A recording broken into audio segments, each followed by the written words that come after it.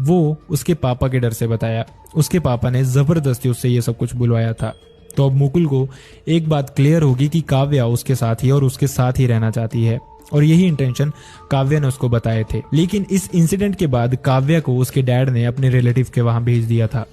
लेकिन अब मार्च में ही, क्योंकि काव्या के 10th के बोर्ड एग्जाम्स थे, तो इसलिए काव्या वापस अपने अपार्टमेंट आई थी। और ये सब कुछ मुकुल को पता चलते ही मुकुल और काव्या ने ये मिलके प्लान बनाया। बेसिकली प्लान ये मुकुल का था, लेकिन काव्या भी इसमें एग्री कर गई। देखो, इंसिडेंट कुछ भी हो सकता था। काव्या यहाँ पे वापस आई थी तो वो नॉर्मली भी मुकुल के साथ भाग सकती थी, लेकिन इस तरह से मर्डर करके जाना ये कुछ बहुत भयानक बताता है। अपनी फैमिली को लेकर टीनेजर्स में आजकल कितना ही प्यार है, ये यहाँ से क्लियर होता है। इसके बाद भी चीजें बहुत अजीब थी। असल में मुकुल की फैमिली ने बताया कि मुकुल जब से जेल से वापस आया था तो उसने बहुत अजीब सा बिहेव करना शुरू कर दिया था। वो बहुत चिड़चिड़ा रहता था, वो किसी से भी ढंग से बात नहीं करता था और most of the times south crime thriller movies देखता रहता था।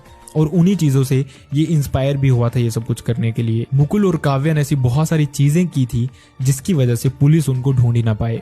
सबसे पहले तो उनको पता था कि मोबाइल फोन्स भी ट्रेस होते हैं, तो मुकुल ने अपना फोन नहीं लिया था। वहीं काव्या अपना फोन घर पे छोड़ के चली गई थी और वो अपनी मॉम का फोन लेके गई थी, जिनकी डेथ कुछ टाइम पहले हो चुकी थी। अब दोनों मोबाइल ट्रेसिंग वाले सीन से तो बाहर हो चुके थे।